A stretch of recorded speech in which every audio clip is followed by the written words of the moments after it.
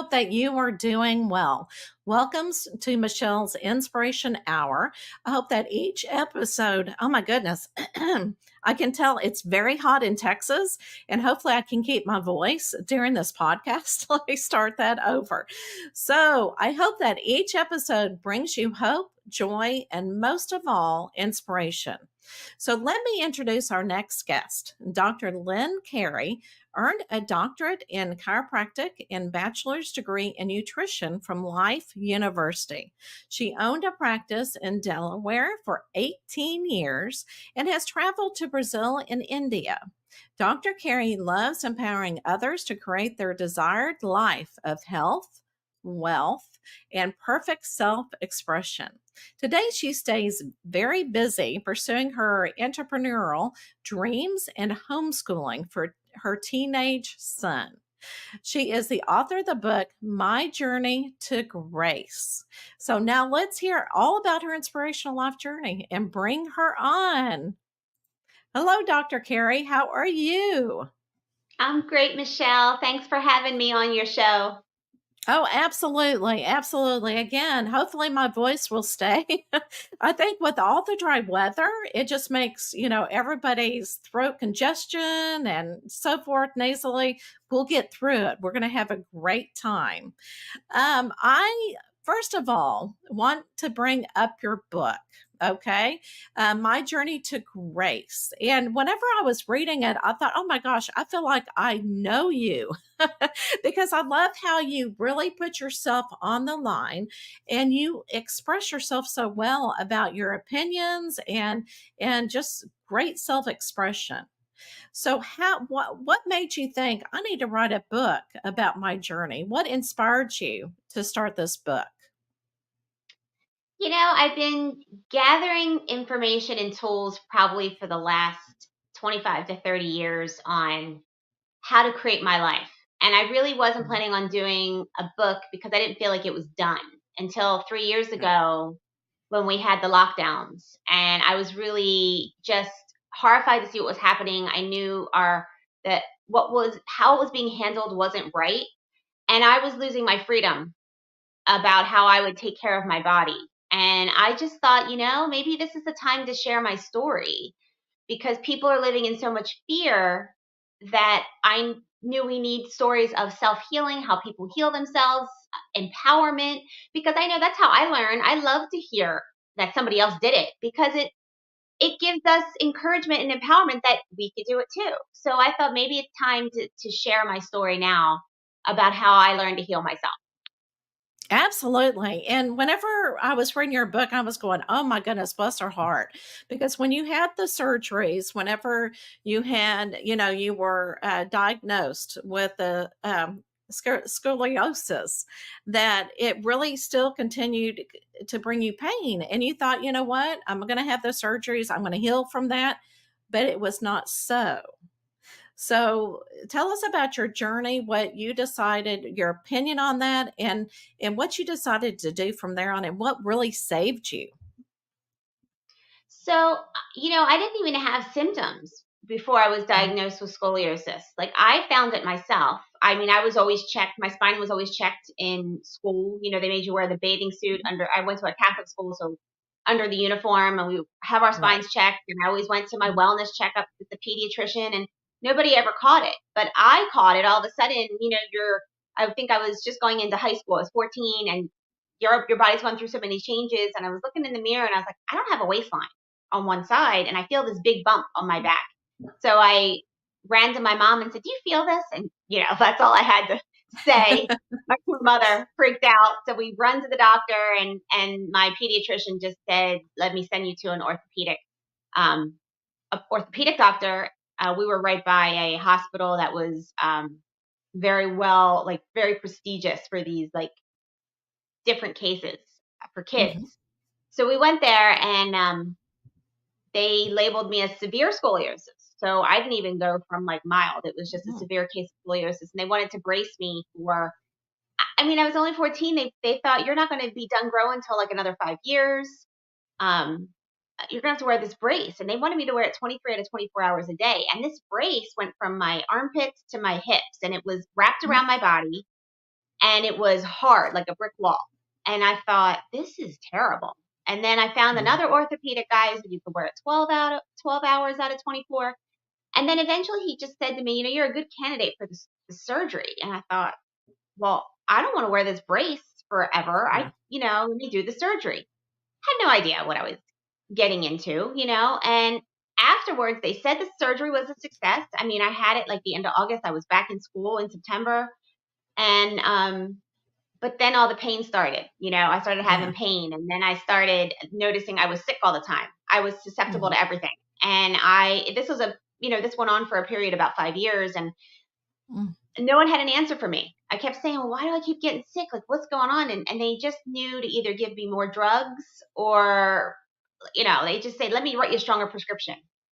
Mhm. So, and then it was at that point that I ended up in college trying to find myself. I was taught you go to college to get your degree to be successful. And I was just Right. depressed, hating everything in life. And Mhm. someone told me to look into chiropractic as a career. And I was just like, well, isn't that just medical school? I wasn't too keen on that. And I read the pamphlet that they gave me, and it said, the power that made the body heals the body. And I thought, hey, no one has ever said that to me in Right. all this stuff I've been going through. And it just like was the first time I heard truth. And I Mhm. just went to chiropractic school. I didn't even get adjusted. I just went, and it was the beginning of changing my whole life.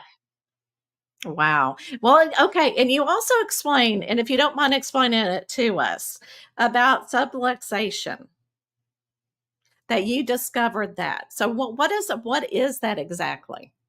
Yeah.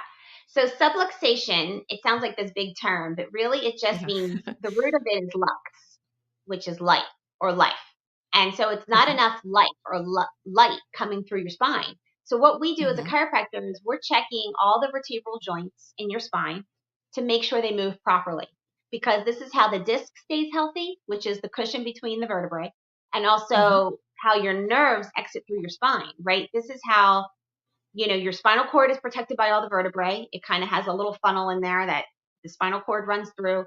It attaches to the brain, and then out through the vertebrae in between, the nerve exits through. So we Mm. want motion in all those vertebrae because that's how your disc stays healthy. That's how the nerve stays free. And this is how your brain body communication stays open and clear. Mhm. So a Right. subluxation is the area in where a vertebral joint is not properly moving, and a lot of times the disc Mhm. will swell, and it also puts pressure on the nerve that exits through there. So that causes interference. And the basis of a chiropractic philosophy is that we recognize that there is a higher power within us. There is an inner Mhm. wisdom that runs our body. We call it innate intelligence or life Oh, okay. force. So we say that when there's a subluxation, there's not enough life force flowing through the body, through Mhm. that area of the spine. And that's what we want to adjust just to clear the interference. Let the body do what it has to do because the body knows best. And I love that because to me, I talk about chakras and everything, and I love how you practiced your own chiropractic um, services. So you used a lot of the energy, from your hands to try to find out where everybody was having their problems. And I absolutely love that. You said, I'm going to do it the way that I feel most comfortable with so that my clients can be healthy. I'm going to read a statement as well. Okay. Um, we are programmed that disease is something we catch ourselves, just like we programmed that healing happens outside ourselves with every pill that we take. And this was from your book. So, and I found that very interesting because a lot of, that's a belief system that we feel like anytime we're feeling ill, that we go to the doctor. So, how did you find yourself healing yourself? I know you used a lot of energy and you figured it out. Can you kind of talk about that when somebody's kind of afraid to go to the doctor and that they can heal themselves? How do you do that? So my biggest shift, I think, happens in chiropractic school. So I started getting Mhm. adjusted, but it wasn't that I just got an adjustment. All my problems were gone. It Right. was still a process of me. Sometimes the pain would get worse. It was Mhm. understanding what my body was trying to do and also understanding how the body works. So we recognize not only that there is an innate intelligence, an inner wisdom, it's always running your body. As we're sitting here, Mhm. all our organs are working, and we couldn't consciously do it all because there's millions and Right. millions of functions going on all at the same time. So we Mhm. learn to listen. What is the body trying to tell us? Symptoms are just your body's way of rebalancing itself, healing itself, cleansing itself. So we learn to honor symptoms instead of just saying, oh, well, now you have a fever, we should drug it and make it go down. We're like, no, the fever has an important role. And so Mhm. when you start looking at what the body's trying to do, I lost my fear that I couldn't get better. So I started to feel becoming empowered because I understood the process. I understood Mhm. that I had a lot of scar tissue in there. I mean, I'm missing spinal parts because of what happened. So I had a lot of trauma Right. in there. So I started understanding that it just takes time. And because I had tried everything else traditionally and it didn't Mhm. work, I had nothing but time. And I had this emotional support around me telling me anything can get better. So, and I lost my Right. fear that I couldn't. So it was like a combination of a new understanding of how the body works, losing my fear and having the right support that really got me over that edge. And it was still a couple of years, I would Mhm. say, until I got out of the pain, that I didn't live in chronic pain. But it was also other things showed up. Like I remember getting chronic headaches for a year, but I noticed it was how stressed I was in school. So I Mhm. started connecting the emotional connections with my symptoms and what was going on with my body. And I think that's very important for people. I think a lot of people miss that. Like what you're Mhm. going on, what you're going through mentally and emotionally, if you're not handling it, or even if you are handling it, could be part of the process. It has to, this energy, it's an energy. It has to go Mhm. somewhere. So a lot of times it comes out physically and it can create dis-ease in the body. Absolutely. And it's hard for people to really understand that, but I think that and I'm seeing more and more people do more alternative medicine now than they used to, which is really nice to see. All right, so we're talking about your health, and along the way, you have learned something about financial freedom. So, we're going to kind of switch gears to finances. So, like I said, you are breaking all belief systems that we have carried in from generation to generation. So, what does it mean to be financial freedom to you? So I questioned things as soon as I got out. Like I was ignorance on fire because I was 23 years old when I graduated chiropractic school. I had all this wonderful knowledge and experience about how the body heals, and I thought I'm just going to go back to my hometown and change the world.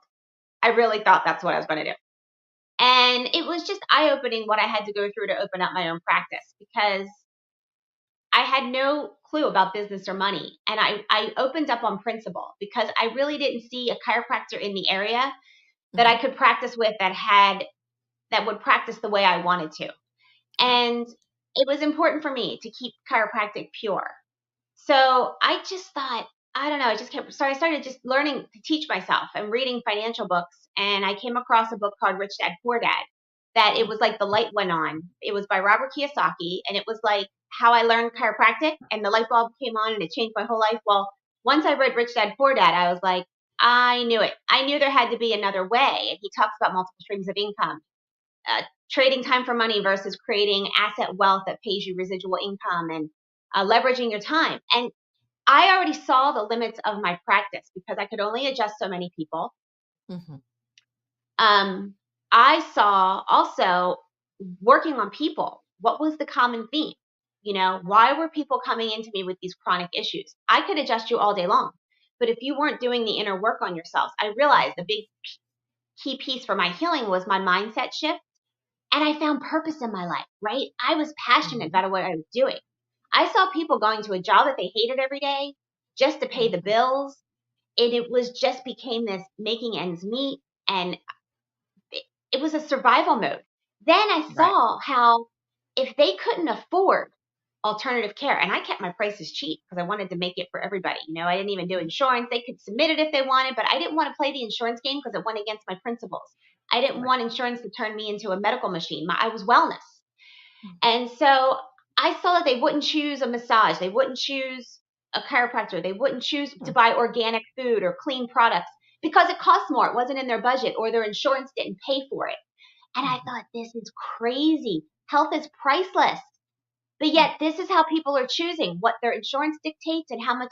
they couldn't even take time off if they needed to heal. They couldn't afford to. And that really upset me, and I thought the key to healing is being happy, finding purpose, having the freedom and choices to live the way you want to live, and finding that joy and passion in life. So that Right. really, and I knew one of the key components was not having enough time, not having enough money. It really bothered me. I saw this as a key element that was affecting people's total well-being. You know what? You sound just like a fantastic advocate. You know what I'm saying? You are like showing an example how to live. And I know that it was frustrating to you to see the same clients come over and over again. Like you said, because they weren't really working on their, spirituality or their mental capacity, and it's like they were doing the cycle around and around, and it does become frustrating at the same time when you're trying to help people. And so again, I think that you're being a fantastic advocate for others to say, you know what, we need to stop this, we need to change our belief system. This is what I learned through my journey. So, and I think it's fantastic that you're going on podcast and you wrote your book and everything else. And you also bring up another good point whenever you're talking about finances, that children are not taught, about finances, that they're mainly taught about, and it's so I loved your example about balancing a checkbook, that people have a different mindset of how, financial freedom is totally different than balance. Now we, of course, checkbooks, who writes a check anymore? But how things have changed.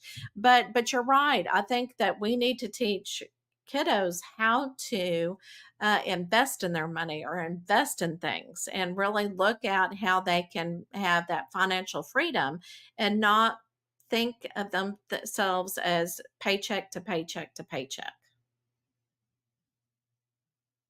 Yeah, and that's how, I mean, there's so much to it, right? We could dive You're into right. a whole financial, I mean, and even on my journey of trying to make myself financially free, I had to work on the mindset. It was a Yeah. mindset. I had to find people who were like-minded. Like, I was blessed, really, Mhm. to be in a cocoon of chiropractors, I call it, when I was going through my really challenging time of pain and healing and things like that, because I really was surrounded by like-minded people. Now I was out Right. on my own in my practice and trying to figure out this financial stuff. And one thing led to another. Like, Rich Dad Poor Dad gave me parts, but I was missing, like, why does the economy do what it does? How do you know when it's a down cycle, an up cycle, all these things that affected how I was, I did rental properties. It affected that. And Mhm. it's just been this long journey. And so by trial and error, I'm trying to, maybe put my information out there. If I could save someone else from all my mistakes, and even set a blueprint for my son, to maybe Oh, he can right. have such a much more information to help him make his choices than I did. Yeah. 'Cause Well, I was just like, yeah. I was like the blind leading the blind myself, like, just trying to figure it out. So And I love that you bring in that relationship with your son in your book, and how it changed your life, and how, you constantly, not only does he learn from you, but it seems like you're learning from him as well. He just sounds like a superb human being. So, okay. So the one thing that I did forget to bring out, when you went to Brazil and India, you took this trip, and I think it went it on a mission trip or something. Okay. So what did you learn in this mission trip?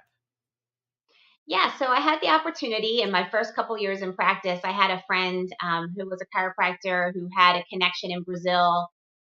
One of his patients or clients in his practice, I don't like to say patients, Oh, right. Okay. because they're Yeah. well, they're not sick. She had family in Brazil, and then in Fortaleza, they didn't have chiropractic there, and said, "Can we come and adjust people in her hometown?" And so we Mm. went, and I went 3 years in a row, and it just really changed my life. It was where I was with a group of chiropractors. We were adjusting for like 12 hours a day for about a week. And it was really powerful because we weren't speaking the language of the people. They spoke Mm. Portuguese. All of us, we spoke English. I mean, we had translators, but for that high level of volume that we were seeing, it really was about just laying of hands on the body. So we were just Mhm. palpating the spine, feeling where it needs to be adjusted and adjusting. So we wasn't like they could tell me, oh, I have all these problems, I have all these symptoms, and because that kind of, so it was like this pure, like, let me just lay my hands on your spine, release the energy, and whatever happens, happens. So we were all doing this, and the vibration went so high that it Mm. was like we were all just blissed out, but it was, we didn't know how it happened. We didn't know why, at least myself. I mean, I understood the dynamics we were in.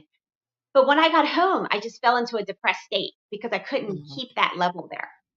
Mhm. And so I went another year. It was about the same experience. The third year I went, I actually got sick. I had bug bites all over my face. I was fever, throwing up, all this stuff. And I came back and I just let my body physically heal. But when I was physically healed, I still felt like I had this darkness on me. So even these first few years in practice, I was still learning about energy. Mhm. I went from a very like structurally adjusting people to really like laying my hands on and letting the energy flow because I just felt so much energy in my hands and there was something else going on. Then I was having this other experience in Brazil about energy. And when I got back, I just thought, I feel like I have this darkness on me. And I never used that term before. Right. And this lady in my office just said, you're carrying a lot of darkness on you. And I was like, oh my God, like I didn't even say that to her. So she said, take Epsom salt baths for about a week, light a Mhm. white candle, tell the darkness to go to the light. And I was just like, okay, this is a little weird, but you know what? It's easy enough. And I was open because she already kind of read my mind and I didn't tell her. Mhm. And you know what? It lifted and I went into the bliss state. And that's what I called my journey to grace because I realized we have God inside of us. It's it goes beyond our comprehension. It's like, when we look to fall in love, we look to have the alcohol drink, we look for the drug because we Mhm. want to feel that bliss state. And I went into that bliss state just without any outside help. Like it was just like Right. I fell in love, but there was no other person.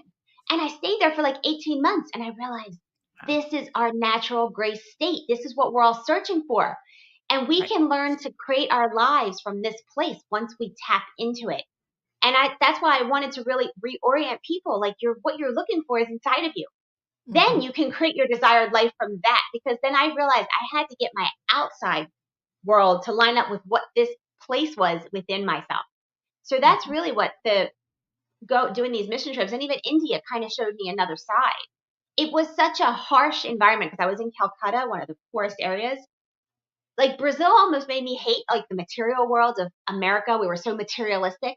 But when I saw the lack of material and the pollution there and all that, I thought, we Mhm. can take the positives of both sides. We can enjoy our life. We can enjoy the material. We can still have soul and spirit and we can take the best of all worlds and create what we want in our lives. And that's what Right. the beauty of those trips did for me. Oh my gosh, that is why who needs an X-ray? You I know, it know. it and it almost sounds like you were describing, people that go into Reiki, with the energy work and everything. But you also have the knowledge of because I think learning, the spine and everything, about parts that you do in chiropractic school, that you're able to use that energy and the knowledge together and really trust what you get intuitively. So I mean, I found that very fascinating. So you need to write a second book about energy work. Yes, I know. And I'm thinking all the after I wrote that book in 2020, I'm like, boy, my life sure veered off in another direction. I'm like, I guess this will be part two once I figure Oh, this out. absolutely, absolutely. And again, you're breaking beliefs and learning yourself. And yeah, and I think it's fantastic that, you've learned how to work with that energy and the salt baths. Whenever I do a psychic fair or a holistic fair and I'm around all the energy all day, um, I do have to come home and take a salt bath because you have all this energy that's not yours too at the same time. And it's like I set the intention, let all of the other energy all the everybody else's energy but my own go away. I And you're still do right. that. Yeah, I still do that. It's much easier because I had to learn too. Not only I was just adjusting people, I was taking on their stuff, and I never heard that right, concept before. But that was my experience. But right. once you're aware, it's much you and you get into a practice of surrounding yourself in the white light or doing the Epsom salt baths or lighting smudge. It just is a practice to help you stay in your centered with God and in your source, and that's Absolutely. Hmm. it just becomes a natural practice. But I still do that all the time. Even when I drive, I surround myself, my car in the white light. So And and it's not woo woo. A lot of people that are still in that kind of, belief system, it's not woo woo. I mean, energy is energy. Of course, that's what we're made of, right? absolutely. So, is there anything else that we did not talk about that you want to make sure that we did? I don't think so. I mean, I guess the main thing I like to leave people with is Mhm. you want to stay well, you follow your happiness. You're here to be happy. Your dreams are not something to put on the back shelf because you think it's too good to be true, or you're not worthy, or you're in survival mode. Your dreams are there. That's God talking to you. That's your source talking to you. And it's going to lead you on the most magical journey. Even the ups and downs, like the ups and downs of life, the ebbs and flows are there for a reason. So that's why I'm so passionate about telling people create your desired life. What do you really want in life? And you don't have to go full out. You can take baby steps every day to just do something to put you on that path to follow your bliss, to follow your joy, because that's how your life force flows through you at 100% and your immune system is at 100%. It's connected to your happiness. Absolutely. Amen to that. I love it. I love it. I love it. Okay. Are you ready for the last question? Yes, let's All go. right. Let's do it. Let's bring it on. Okay. I'm going to go ahead and spin it. It comes with sound effects too.